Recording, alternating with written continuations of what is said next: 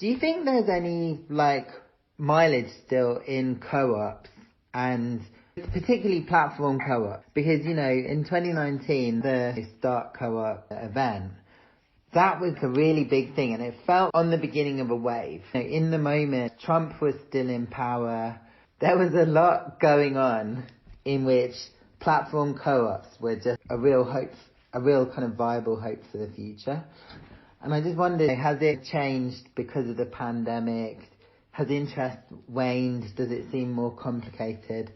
And I guess the reason I ask is that one very big co-op, I can't remember the name of it, but they announced that they were shutting down in 2020, I think.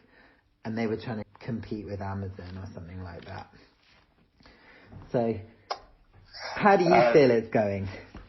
2019 was already kind of well into, this is a long game. This is not something where we're imagining that everything's going to change overnight. We're inheriting a legacy of cooperative business that's in its modern form 150 years old more.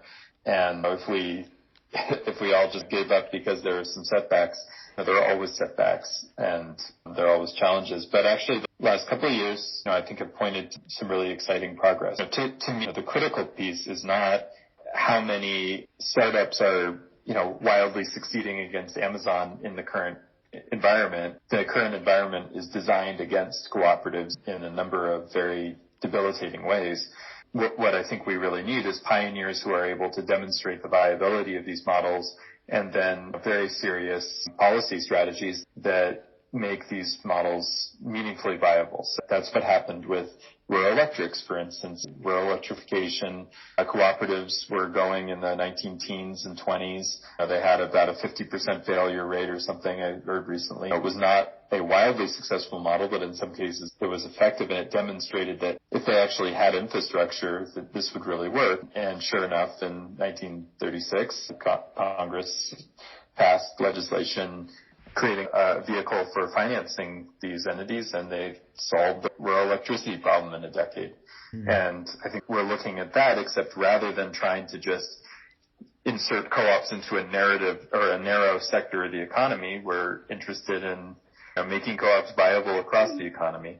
For instance, in the last few years, in 2018, Congress passed the Main Street Employee Ownership Act, really important for employee ownership. The government still hasn't really implemented it. But there are two major bills running through Congress now that are even more ambitious. On the policy side, there's a lot of reason to be hopeful. There's also a lot more appetite than a couple of years ago to crack down on the excessive power of investor-backed platforms. And that, too, is really important for co-ops to succeed, because if they're competing against infinite amounts of capital and a policy environment that's basically willing to give the green light to monopolies, that makes it a lot harder to do honest business. So I think there's a lot in the structural signals leaning toward a change. We're also seeing new investment strategies. We're seeing, for instance, that some really large cooperatives getting going. Drivers Cooperative in New York City is now the largest worker co-op in the country.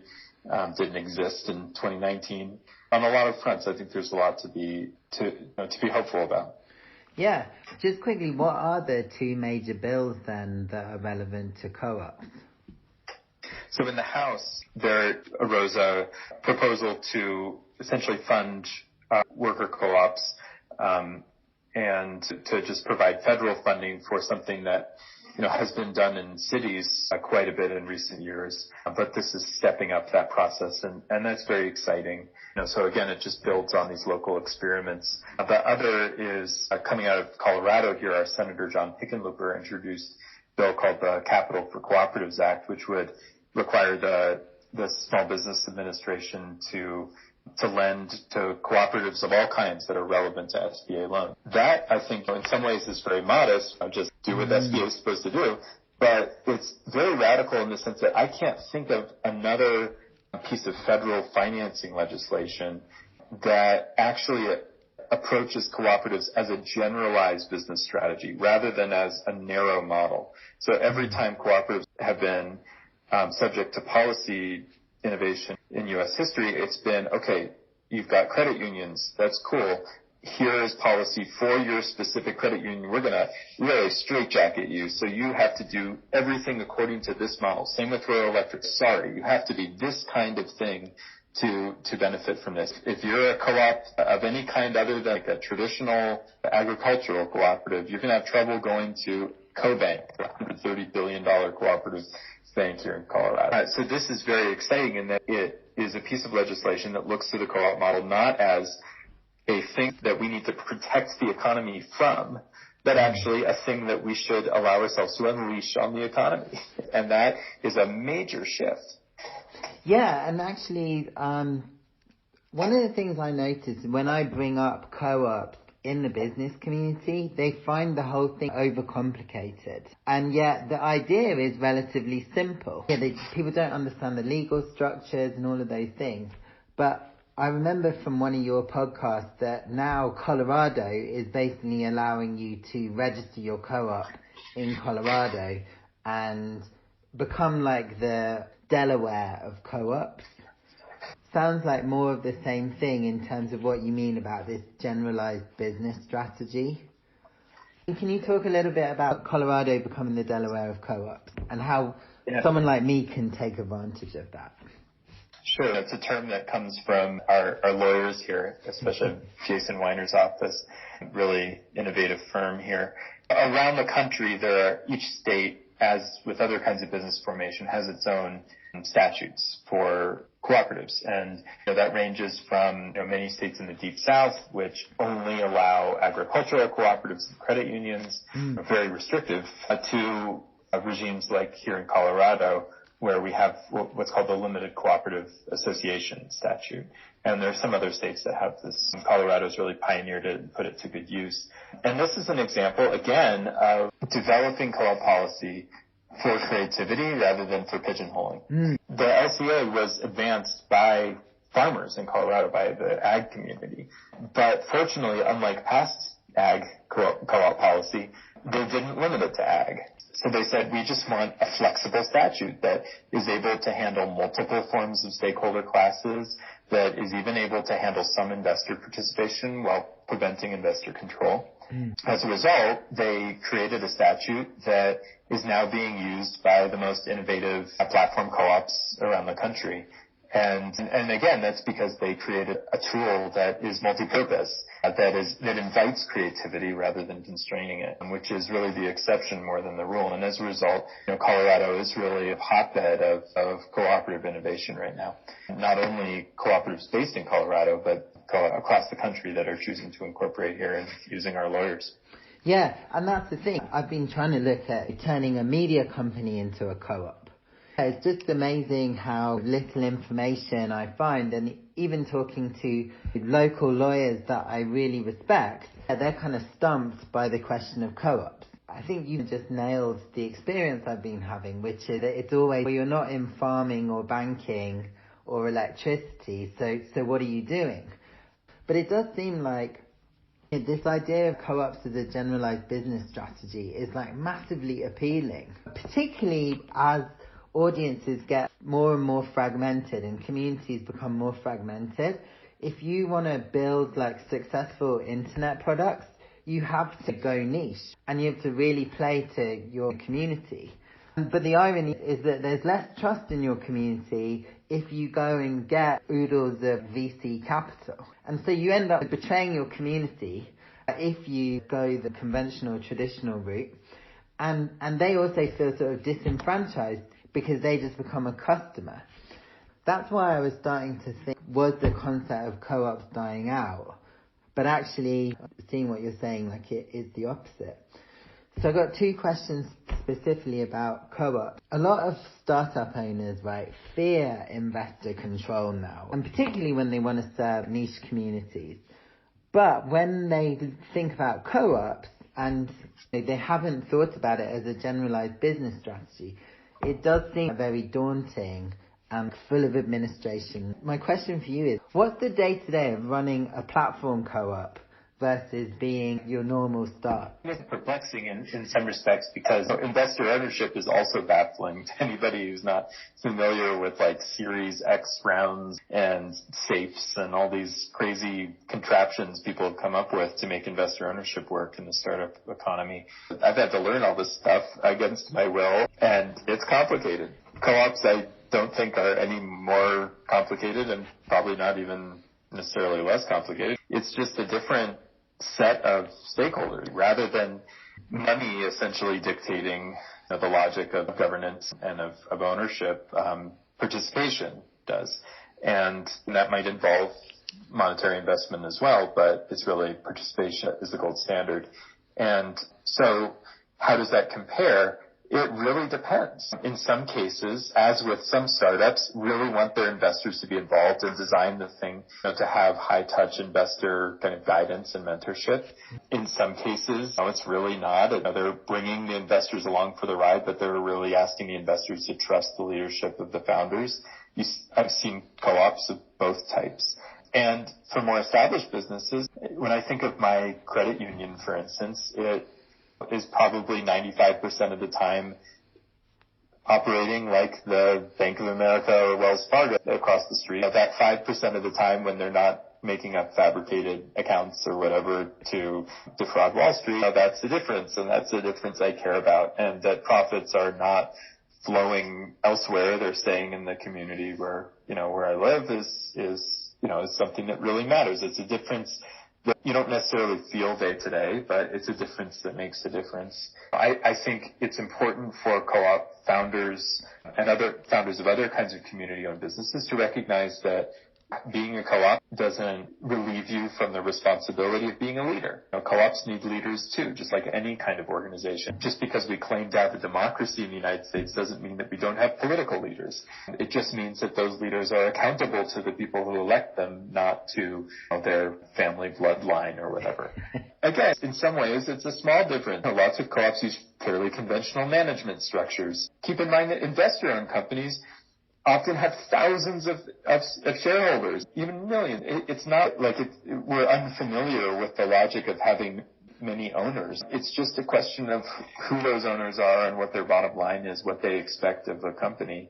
And when you put it in that context, it's really not so different. The way I think about it is, who is the CEO lying in bed at night worrying about? Are they worrying about their investors ultimately, and they're willing to throw their workers under the bus for those investors? Or are they worried about those workers fundamentally at the end of the day, or consumers or another core stakeholder class? So that's really what it's about. It's not about bringing utopia to Earth in some kind of crazy way. It's just about running a reasonable business that has healthy accountability structures. Yep, okay. 2 questions about that. You said stakeholder participation is the gold standard for co-ops. But isn't also like dividend payments to the members? I'd have thought that was also a kind of good standard, and that's how we get more and more people building co-ops and investing in co-ops and participating is through dividends. So how does a prospective platform co-op CEO think about stakeholder participation? And then also, how does someone thinking about just running a startup, mulling over the idea of co-ops, think about dividends? Because I guess in the startup scenario, essentially you just exit at some point and that's how you pay your shareholders. In a co-op scenario, it seems that you wouldn't do it like that. One of the cooperative principles is member economic participation. That's pretty big. And it gives co-ops legally generally 2 superpowers. They can take participant investment, whereas your average startup can't really take investment generally from the average user, only from wealthy people. Co-ops can. Right. So that's one mode of, which might not be right for all of them. In many cases, they're trying to serve people without capital on hand, and that's fine. And then same with dividends. Some co-ops are really all about dividends. But, for instance, credit unions are a type of co-op that is not allowed to provide dividends. They're only allowed to reinvest benefits in, for instance, lower costs, reinvest surpluses in lower costs. And I know of platform co-ops that do both. Some that pride themselves on feeding dividends to their generally workers, because their purpose as a co-op is to provide great livelihoods for value creators. Yeah. And then there are also kinds of co-ops whose job is really to be a steward.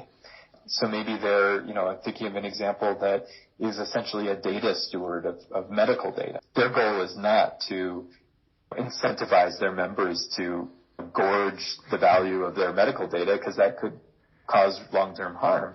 So they do not provide dividends. They, again, encourage reinvestment. So it really depends. And on that question about startups, it's absolutely right. Any growth-oriented startup should not be paying off dividends every 5 minutes. They should be reinvesting in growth. I think the same would go for co-ops. Many of them, are not paying dividends as a result, or they're paying reasonable ones. Often co-ops actually set a cap at the kinds of dividends they can pay out in order to prevent the members from essentially eating the company alive. But it's another reason that I've articulated this idea of exit to community. Yeah. A vision where you might begin as a more ordinary startup, but you would seek to work toward something like cooperative ownership or another kind of model like it, with the idea that maybe it doesn't make sense to have that member ownership at the beginning, but once you mature, once you're at a stage where you're getting a little more steady state and people are really depending on you, that's when you might turn toward being more of a dividend distributing cooperative rather than a growth-oriented startup. Yeah, and I love the idea of exit to community. And again, when I talk about this in all kinds of very qualified circles, everyone intuits this kind of tension at the beginning of the compromise between getting something up and running and being democratic from the very beginning. So a question around that is, have you ever had to suggest ways that a company can signal that in the long run it intends to exit to community? And what are the little things it can do on its growth stage to keep signaling that is its intention, but at the same time it does have to just focus on slightly despotic control in the early days? Yeah, so this is a reason that we ran our lab here at CU, a cohort of founders interested in exit to community about a year ago, was to explore how they're doing that kind of signaling and relationship building. And I think it really depends on the context. In some cases, exit to community might be something you didn't plan for, but it's something you back into. In other cases, it might be something that you're aiming for all along. And one thing that is seeming to be really important is to have funds that are able to invest in early stage projects that are E2C compatible or friendly.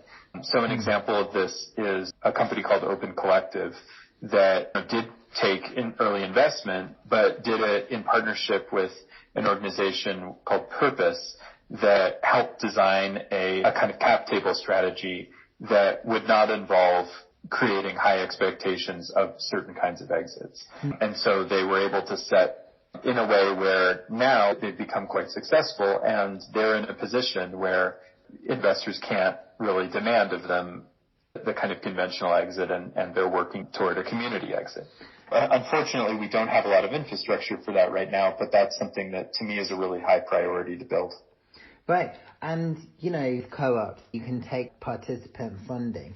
Is that basically a bit like regulation crowdfunding, where it's allowed to not necessarily use accredited investors and that kind of thing? Yeah, a lot of similarities. I think of co-ops as the original crowdfunding. REI, Recreational Equipment Co-op, got its start because some people in Washington State wanted to buy a nice German ice axe. And at the time, it didn't make sense to just order one from Amazon. So they had to get a bunch of people who also wanted that ice axe together and buy it in bulk. And you still see that axe in their logo. And so today, I think the increasingly liberalizing strategy of equity crowdfunding, regulation crowdfunding, presents an opportunity to bring that idea of co-ownership in crowdfunding into the 21st century. The SEC is continuing to raise the level that companies can bring in through that method. For instance, the Drivers Co-op, this kind of rideshare co-op in New York City, just ran a very successful equity crowdfunding round. So you can do equity crowdfunding in a co-op and for a co-op and essentially as co-op membership. Or you can do it in a different way. A company called Hacker Noon here in Colorado is a family business owned by a husband and wife team. They needed to do a major technology build, so they used equity crowdfunding to raise $1 million without going to investors, professional investors. They really wanted to retain their family control, and ironically, they used community ownership as a way to make sure that they would not have saddled the business to investor needs, that they would really be able to retain control. And they were successful in doing that. It didn't become a co-op. It just meant that part of their cap table was now owned by a large number of small investors who were not going to bother them very much. And they retain their control and also get to share their growth and their upside with their community. Yeah, that's another thing that people have, right, is a fear of, losing control or creating a company that they then get voted off through the co-op structure. So what you're saying is it's not necessarily against the spirit of a co-op to actually specify all of these things up front. Our intention is to maybe retain control but pay out dividends to smaller investors and all of those things. What I'm getting is there's none of these obligations that we automatically assume are there. Just like a normal company, we can fashion it however we think works best. And then our job is just to sell it to our stakeholders, essentially. We should think of it as a creative palette for developing an appropriate business, just like a C Corp or an LLC. But in this case, the priority is really on those participants. Unfortunately, it is true that we live in a system where investor ownership is heavily privileged over other forms of ownership. The tax code is written that way. The SEC operates that way. It treats people as investors, not as full participants, in a way that where even, for instance, employee owners through an ESOP, an employee stock ownership plan, they might want to continue owning a business in many respects. They might make certain decisions in certain ways, but their trustee is obligated to seek their financial benefit at all costs. And in some cases, that's a good thing, but it removes a little capacity for genuine democracy. These are palettes, and I think as we go forward, we need to create policy that respects that, rather than, again, creating these kinds of fixed structures to instead enable the kind of creativity that investor ownership has had the benefit of enjoying with the development of things like safes and all the kinds of fun innovations that have enabled the startup economy to really function for investors and founders. We need the capacity to do that kind of experimentation with co-ownership. And when we line them up side by side, line up a co-op with an investor-owned company, line up the driver's co-op next to Uber, you're dealing with two different companies operating in two completely different systems.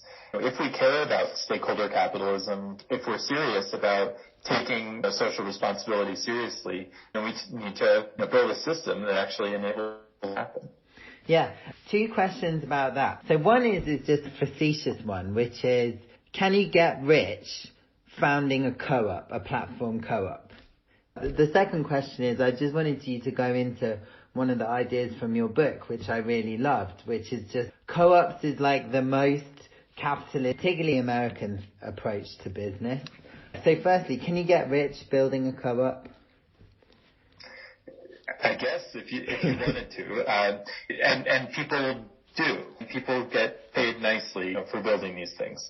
People who are running large insurance companies or purchasing co-ops that are doing billions of dollars of business, they're doing just fine, and they're setting up foundations, and they're doing all the things that the rich people do. They're not getting Jeff Bezos rich. I would argue that people shouldn't be getting Jeff Bezos rich. I don't think that's a pro-social outcome. I think we want a society in which wealth is shared much more appropriately.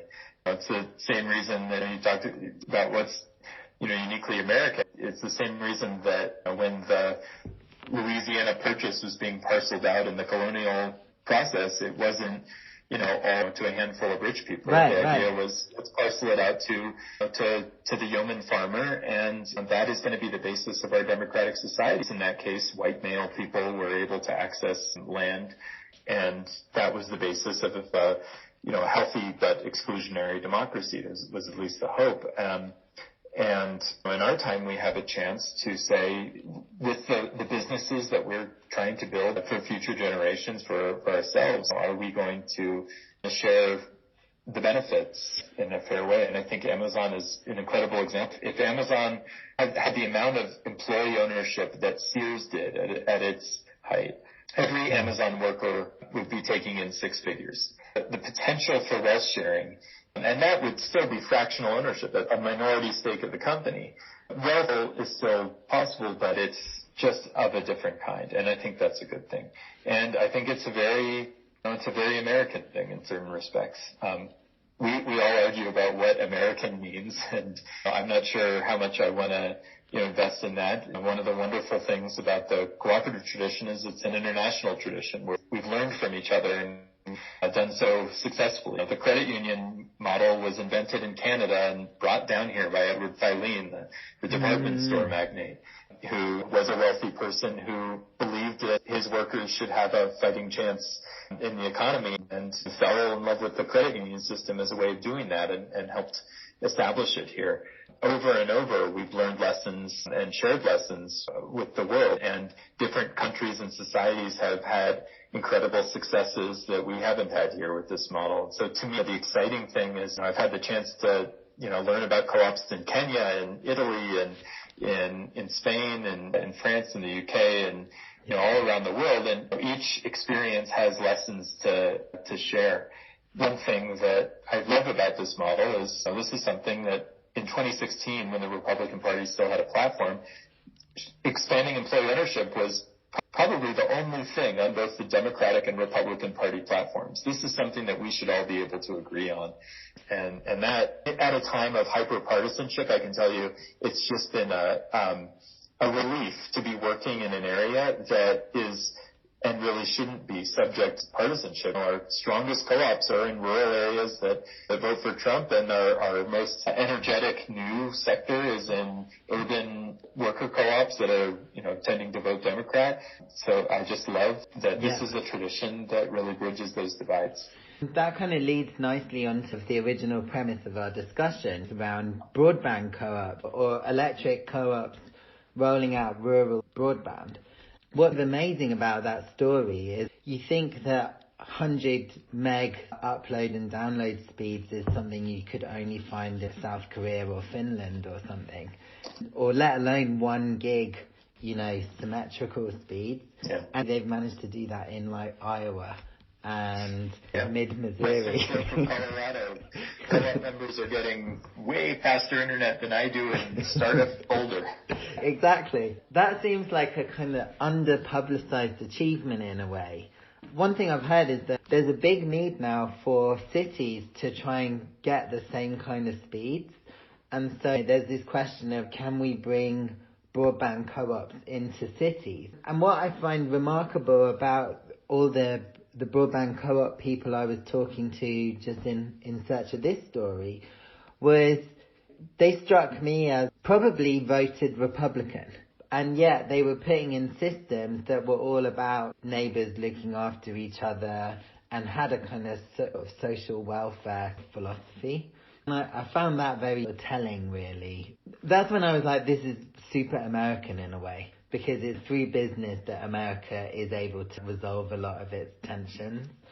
So I don't think I had a question actually there, just an observation. Co-ops is a thing all over the world. I think that's another really exciting thing. It's got the same energy as startup innovation movement in that it's global and that anyone can participate in it, from, Kenya to China to Spain, Portugal, whatever. But then at the same time, co-ops historically have had a hyper-local focus. Can platform co-ops be can we make a new Facebook, basically, that's a co-op? And can it be owned by a global community? Or does that cause, weird sort of geopolitical tensions and things? It does cause some tensions, but I think it's necessary. One way of framing it is that the new local is global, right? Not to say that it's global and everybody is local. When I think of communities I'm part of, they don't involve my next door neighbor, but they do involve somebody on the other side of the planet, right? And it's still a relatively small number of people where we have, close relationships and trust and that sort of thing. But it's not geographically local. And we need to be able to build for that. That can look a number of ways. That can mean, for instance, there's a struggle right now in Canada to try to shift their co-op statutes to be more friendly to global membership. For instance, Stocks United there is a artist-owned co-op with members in dozens of countries, but under Canadian law, you need a board of directors to have a certain number of Canadian citizens. That's a real constraint. And so one thing that I've been really interested in is, can we explore virtual co-ops? Yeah. So for instance, an example that I co-founded is called social.coop. It's a small social media community using an open source alternative to Twitter called Mastodon, and is networked with other servers that use the same or similar software. In that case, we're not a legal co-op. We're fiscally sponsored by a cooperative, but we run on the platform Open Collective that I mentioned earlier. And Open Collective essentially enables you to build a virtual cooperative on top of an existing legal structure. We're now in the process of doing that for a worker co-op, where it will have no independent legal association structure, but it will be fiscally sponsored by the Open Collective Foundation. And the idea there is that you build the co-op governance on a virtual layer rather than on the legal layer. Okay. And that's really exciting because you can do some pretty powerful constraining and regulating in a system like that, especially with some of the tools we're bringing in around online governance. That enables us to really not care where anybody is, as long as they meet certain requirements. And it's that kind of imagination. I also look a lot to the blockchain world. There's a lot to be concerned about there, but I think it's a space of incredible creativity right now. It's in blockchain projects, not in co-ops. That, for instance, I'm seeing people inventing a new voting mechanism every week, and that's super exciting. People are really having to solve serious problems around how do groups of people self-govern. And I've raised concerns about some of the ways they're doing it, but I'm also really in awe of some of the developments there. And that, too, is a series of efforts to build global locals, groups of kind of tribes of people who have really common interests and are trying to align and coordinate around those interests, but for whom geographical location is immaterial. Yeah, and that's pretty much the entire discussion about the metaverse, really, when it comes down to it. Every NFT is just like a sort of tribal token in this future metaverse that's like a badge of, membership.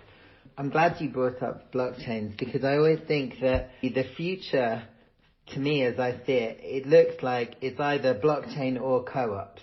I always push back on blockchain a little bit and say everything that you would want to solve with technology through blockchain, you could solve through policy with co-ops. Do you agree with that?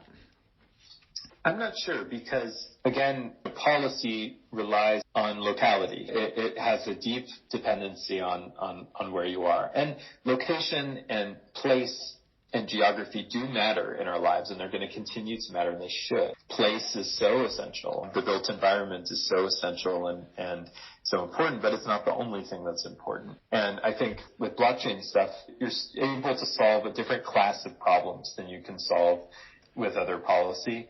And what I've been doing in the blockchain world generally is basically try to facilitate a dialogue between the co-op world and the blockchain world, recognizing that they have something to learn from each other. And I'm just really interested in what new can emerge from that dialogue. For instance, we were talking about the Colorado statutes, and our Colorado lawyers have been incorporating blockchain co-ops and solving some problems for blockchain projects using co-op legal structures. And similarly, I think co-ops can benefit a lot from learning from what people are building in blockchain land to build more accountable and participatory cooperatives than was possible before. I see it as a space of tension sometimes. Blockchain is much more focused on what is called in that space cryptoeconomics. Everything is really, in so many of those projects, reducible to economic interests. Yeah. And I've argued quite forcefully in that context that you need to account for non-economic interests. We need to have a politics that is not just about who can get what, but is about, other kinds of values that aren't reducible to money. But at the same time, It's a space of incredible creativity that I don't want to clamp down. That I want to, keep exploring the possibility. To me, it's a bit scary what's going on right now in blockchain land, and certainly with kind of the interventions that we're seeing with Facebook and big companies that are trying to leverage their capital to really own these emerging economies. Right now, if you look for them, there are some really interesting spaces in blockchain land where people are really reinventing the basic social contracts of our lives in a way that I think is really interesting. And ever since I got involved in this stuff in 2014, it's just been fascinating, and it's only more so now. Yeah, and I think in a way it's perfect timing, because one of the other criticisms of co-ops is deep down, no one wants to be a participant. No one can be bothered to vote on these things. They don't really want these decisions. But in a way, the whole crypto community is showing people are super invested in it and really do want to be part of all of the minutiae of these decisions. To some extent. I mean, over and over, blockchain founders coming to me and being wait, only 5% of my token holders are participating. What do I do? This is crazy. And I'm look, welcome to co-op experience. That's what co-ops have been dealing with for generations. The problem of participation was before them, but I think they have some really exciting tools for addressing it. For instance, the tool of the co-op tradition has been representative democracy. You elect a board, and the board takes care of most things, and you just have to show up at the annual meeting once a year and have whatever the local dish is, and and have a little party and vote at the end of it. But to me, I think there's an opportunity now to develop new kinds of interfaces for our governance lives, where we can, for instance, assign representatives in much more fluid, dynamic ways. We don't have to rely on just an annual meeting. We can assign and disassign and undelegate our rights much more easily. We can have voting systems that bundle our interests, that allow us to participate and engage with much less direct attention and involvement, that allow organizations to say, what do we really need our membership to be involved in? How can we use sociocratic structures to delegate authority to the places where it really should be, rather than asking every member for every little decision? So to me, that's a really exciting question, is what would a dashboard look like for the digital citizen of the 21st century, where you can see what's going on from a bird's eye view and decide what is worth your time to get involved in. You see a glimpse of this in a platform called Lumio, which is a decision-making tool. It's like a forum plus polling that was built by a worker co-op in New Zealand. And I'm a member of several cooperatives that use Lumio. And it's not perfect, but you get a little glimpse there when you log into your Lumio dashboard. You see all the groups you're part of. You see what's going on in all of them. You can decide what you want to care about. You get a digest in your email if you ask for it. And it makes participation relatively easy, and we really need to do that. If we're serious about co-ownership, we need to create, the interfaces of the future that don't just show us our feed of what kind of conspiracy theories our friends and family are hawking, but instead that show us, okay, here's all the decisions being made in the groups that you care about. Where do you want to jump in? Yeah, I love that. I'd never thought of it, but you're right. Yeah, blockchain and co-ops, in a way, work together, and there's that legacy element.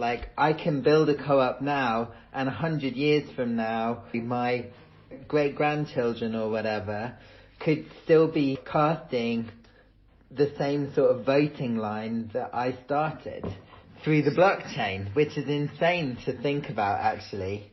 Again, it goes back to what I do think is very American. Let's set up a little community in the middle of nowhere and bring electricity to it and just build from here. I can see that in this vision of blockchain and co-ops.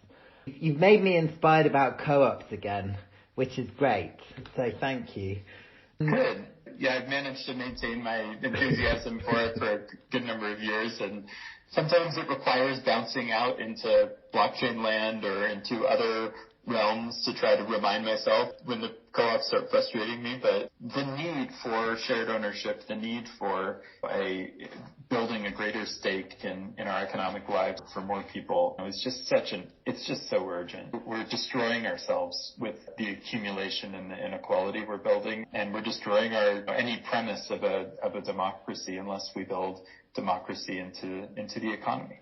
Yeah, thank you. And going back to your point about Jeff Bezos, imagine if you think about it, you probably never would have voted that your profits get spent on a space race that you're just not going to benefit from, and neither are your children or your children's children. And had it been in a co-op, Yeah.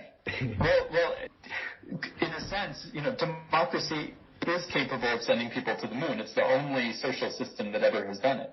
So the question is, do we need to do it Jeff Bezos style, or do we see it as a public good? Do we see space exploration as something that we as a society and as species want to do together? And when you look at how space exploration is developed, it's really always been public investment that leads the way, and then the private investment follows up and tries to make bank on it. And you can see there could be a healthy dialectic. I think it's good that there's some private activity happening in that sphere.